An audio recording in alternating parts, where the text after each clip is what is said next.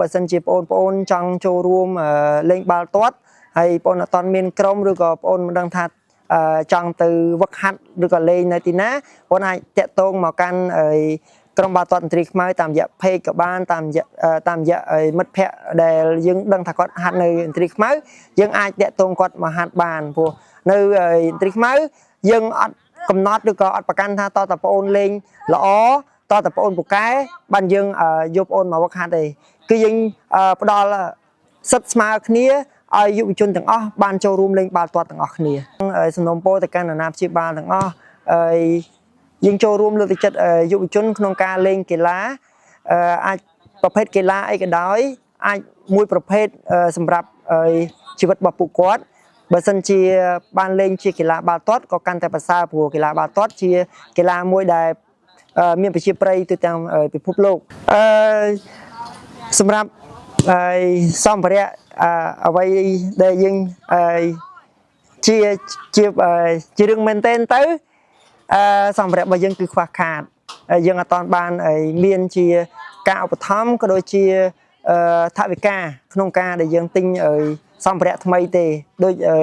បងអេដមីនបានឃើញអញ្ចឹងបាល់ដែលយើងកំពុងតែហ្វឹកហាត់ក្មេងគឺមានភាពសភាពលបច្រើនហើយមានចំនួនតិចនេះជាអ្វីដែលយើងកំពុងតែប្រឈមបញ្ហាដែលយើងកំពុងតែប្រឈមគឺខ្វះខាតសម្ភារៈហ្នឹងឯងបាទសម្រាប់ខ្ញុំបាទមានតែម្រាមដៃ10ក្នុងការសុំទៅកាន់សប្បុរសជនក្នុងការចូលរួមជួយឧបត្ថម្ភជាសម្ភារៈក្តីជាថវិកាក្តីក្នុងការទិញបាល់ក្លូក៏ដូចជាអាវកាក់ដើម្បីវឹកហាត់ក្មេងៗព្រោះបច្ចុប្បន្ននេះយើងមានចំនួនយុវជនរបស់យើងច្រើនកុមារចាប់ផ្ដើមចូលមកហាត់ច្រើនប៉ុន្តែសម្ភារៈរបស់យើងមានចំនួនតិចដូច្នេះយើងចង់អភិវឌ្ឍយុវជនប៉ុន្តែយើងខ្វះធនធានក៏ជាបញ្ហាប្រឈមមួយដ៏សំខាន់សម្រាប់ក្រុមបាល់ទាត់ទីខ្មែរយើងដែរជាសមិទ្ធផលដែលយើងបានធ្វើកន្លងមកគឺយុវជនរបស់យើងតែងតែចូលរួមពានរង្វាន់ជាច្រើននៅក្នុងខេត្តបាត់ដំបងឲ្យតែមានការជាពានរង្វាន់ឬក៏ tournament ផ្សេងៗយើងចូលរួមហើយយើងតែងតែភាគច្រើនគឺយើងទទួលបានលទ្ធផលល្អយើងមានចំណាត់ថ្នាក់លេខ1លេខ2យើងតែងតែទទួលបានចំណាត់ថ្នាក់ទាំងអស់នឹងហើយពានរង្វាន់ក៏យើងទទួលបានច្រើនដែរហើយអ្វីដែលយើងកត់សម្គាល់ខ្លាំងមួយទៀតគឺយើងបានបញ្ជូនយុវជនរបស់យើងមួយចំនួនទៅធ្វើតេស្តនៅតាមក្លឹបក៏យើងមើលឃើញថាយើងមានយុវជនរបស់យើងមួយចំនួនដែលគាត់អាចធ្វើការចូលរួមវឹកហាត់ជាមួយនឹង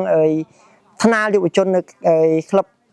ជាច្រើនយើងអាចមានដូចជាយុវជនរបស់យើងនៅក្លឹប ISI យើងធ្លាប់បញ្ជូនទៅនៅក្លឹបបាល់ទាត់ភ្នំពេញក្រោននៅកម្រិតយុវជនហើយ SRU អង្គរ Tiger ក៏យើងធ្លាប់មានបញ្ជូនយុវជនទៅឲ្យគាត់ជាប់ជា Academy នៅទីហ្នឹងដែរហើយចាំខ្លះតែយើងធ្លាប់ឥឡូវនេះយើងមានយុវជនវុទ្ធីសវណ្ណដែលគាត់កំពុងតែលេងនៅអុយ16 ISI ហើយនៅភ្នំពេញក្រោនយើងមានយុវជនរបស់យើងដែរប៉ុន្តែឥឡូវគាត់សម្រាប់នៅជើងទី2នេះឯងសម្រាប់ជាគោលបំណងរបស់យើងតែងតែចង់បដោះធនធានយុវជនឲ្យបានច្រើនតាមតែយើងអាចធ្វើបានហើយអ្វីដែលសំខាន់យើងចង់ឲ្យយុវជនទាំងអស់គាត់ទទួលបានឱកាសទោះគាត់ចេះលេងតិចក៏ដោយឬគាត់មិនចេះលេងក៏ដោយយើងចង់ឲ្យគាត់ចូលរួមក្នុងការលេងបាល់ទាត់ជាមួយគ្នាមួយទៀតដែលយើងចង់បានគឺយើងចង់បានឲ្យយុវជនរបស់យើងមានការអភិវឌ្ឍខ្លួនហើយយើងចង់ឲ្យគាត់មានឱកាសទៅធ្វើតេស្តនៅ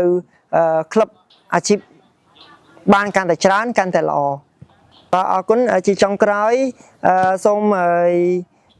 ផ្ដល់ព័ត៌មានទៅកាន់យុវជននៅក្នុងខេត្តបាត់ដំបងបើសិនជាបងប្អូនចង់ចូលរួម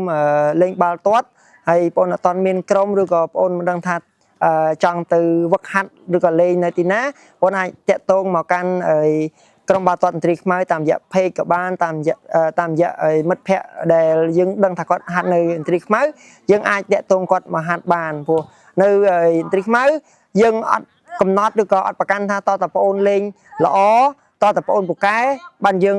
យកបងប្អូនមកវឹកហាត់ទេគឺយើងផ្ដល់សិទ្ធិស្មើគ្នាឲ្យយុវជនទាំងអស់បានចូលរួមលេងបាល់ទាត់ទាំងអស់គ្នា chia mà tại dụng bao nhóm nhung trong sân nông po tại căn nạp chia ba thằng dương châu room lưu chất dụng chun không ca lên cái lá aiประเภทกีฬาไอ้ก็ได้ไอ้มวยประเภทสำหรับชีวิตแบบปุกวัดเบอร์ซันเชียบ้านเล่นเชียกีฬาบาตอดก็การแต่ภาษาผัวกีฬาบาตอดเชียกีฬามวยได้มีไปเชียไปตัวต่างไปพบโลกให้ยังจังไอ้ยุบชนก็เล่นกีฬาผัวไปนาเด็กก็เล่นกีฬาที่มวยสุขภาพบอกกอดล้อที่ปีก็อาจโยเปเวเลียได้ก็ตำเนปิการศึกษาแต่เพื่อไว้ได้ยังกระทาเชียอำเภอใบมุกหรือก็เชียอำเภอได้มันล้อสำหรับสังคมแต่จึงก็โยเปมาเล่นกีฬาไป